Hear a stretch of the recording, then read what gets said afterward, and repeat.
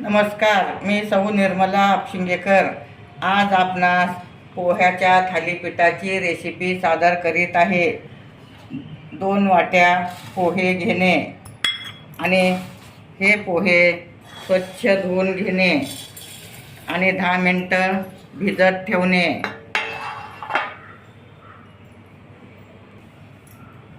आपले पोहे 2 पाण्याने स्वच्छ धुतलं आहे। आता हे वरचं पाणी काढून टाकणे आणि 10 मिनिटं ठेवणे। आता पोहे आपले 10 मिनिटं झाले भिजले आहेत। असं व्यवस्थित मळून घेणे, पूर्ण त्याचा गोळा तयार करणे। अगदी पोहे छान मळून घेतल्यामुळे त्याला खुसखुशीतपणा येतं आणि खायला सुद्धा कुरकुरीत लागतात। आता आपले पोहे मळून झाले आहेत, तर तुम्ही पाहू शकता। 10 मिनिट भिजल्यामुळं छान मळून घेणे व त्याचा गोळा तयार करणे। अगदी गोळा तयार झाला आहे, तुम्ही पाहू शकता। आता यात आपण 1 वाटी गव्हाचं पीठ घालत आहोत। 2 वाटी पोह्याला 1 वाटी गव्हाचं पीठ घालणे आणि अर्धी वाटी बेसन घालणे, म्हणजे खूप चविष्ट होतात। बेसन घातल्यामुळे छान चव येते। आता अर्धी वाटी बेसन घालत आहे आणि तिन्ही एकत्र छान मळून घेणे।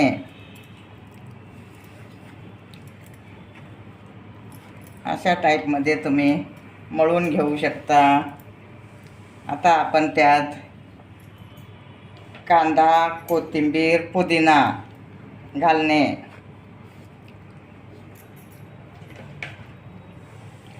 एक कांदा घेतला आहे बारीक चिरून, पुदिना घेतला आहे आणि कोथिंबीर भरपूर घालणे, म्हणजे खुसखुशीत होतात।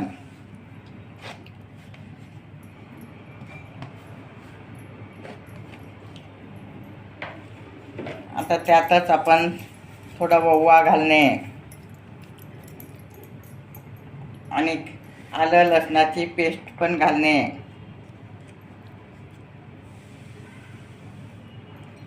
आलं लसूण घातल्यामुळे त्याला खूप छान चव येते व खायलाही खूप चविष्ट लागतात। आता आपण थोडा ओवा घालत आहोत। हातावर चोळून घालणे।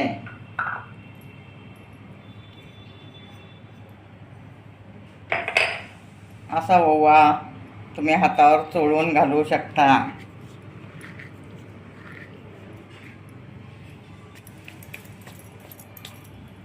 थोडे पांढरे तीळ घालणे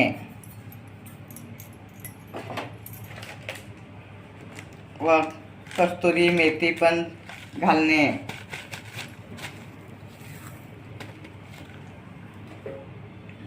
असं चोळून व्यवस्थित कस्तुरी मेथी घालणे। कस्तुरी मेथी घातल्यामुळे त्याला खूप छान चव येते आणि खायलाही खूप स्वादिष्ट होतात। आता आपण मीठ घालत आहोत।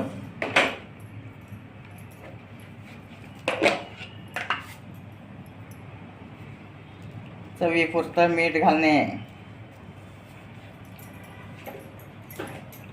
आणि हळद आणि लाल मिरची घालू वाटलं लाल मिरची घालू शकता तुम्ही। आता 2 चमचे लाल मिरची घालत आहे मी आणि हळद घालणे। हळदीमुळं कलर छान येतं,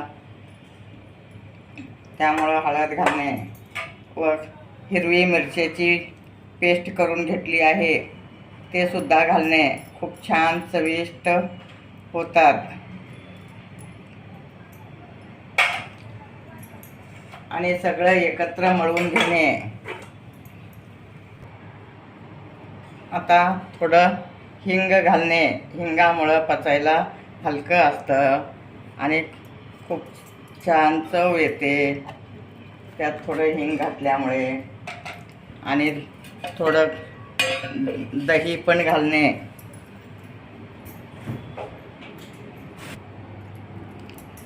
आता आपण त्यात थोडं दही घालणे. दह्यामुळं खुसखुशीत होतात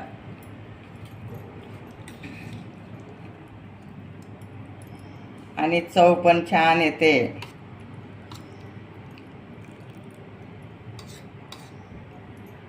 अगदी ताजं दही आहे. रात्री विरजण लावलेलं दही घालत आहे मी.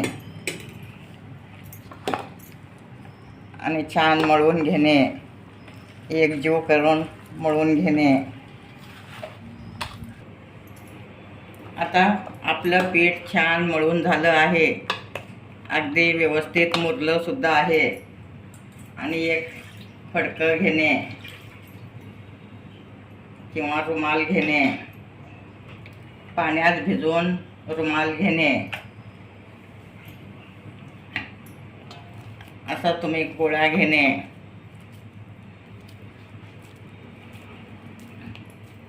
फडक्यावर थापून घेणे.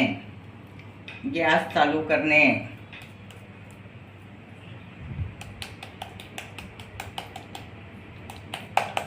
अगदी झटपट होणारी रेसिपी आहे. पोहे खाऊन कंटाळा आला असेल तर तुम्ही थालीपीठ खाऊ शकता. असं थापणे, हातावर व्यवस्थित पाणी लावून थालीपीठ थापणे. एकदम कुरकुरीत थालीपीठ होतात. काही जण पराठे म्हणतात, काही जण थालीपीठ म्हणतात. आता आपलं थापून झालं आहे. तुम्हाला जसं जाड पाहिजे तसं थापून घेणे.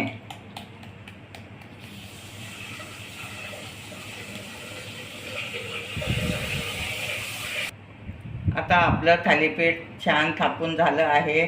त्याला 5 छिद्र पाडणे आणि तव्याला तेल लावणे. तेल लावल्यामुळे त्याला चिटकत नाही.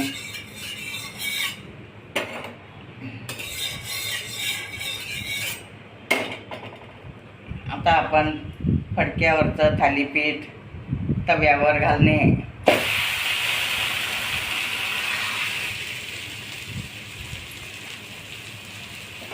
आणि थोडं तेल सोडणे. अगदी तेल सोडल्यामुळे खरपूस भाजून निघतात.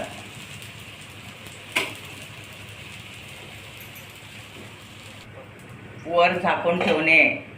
2-3 मिनटं झाकल्यामुळे छान दमून येतं. ते कुरकुरीतपणा येतं. आणि तोपर्यंत खालचा थापून घेणे.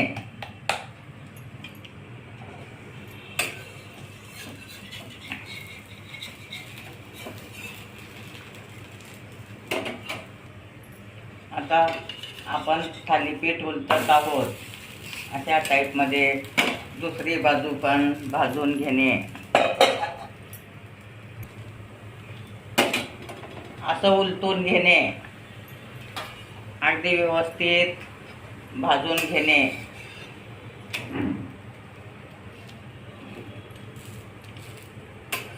आता आपलं थालीपीठ झालं आहे.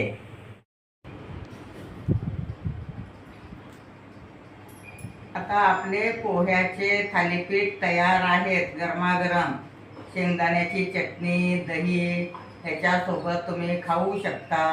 माझे व्हिडिओ लाईक, शेअर, सबस्क्राईब करा.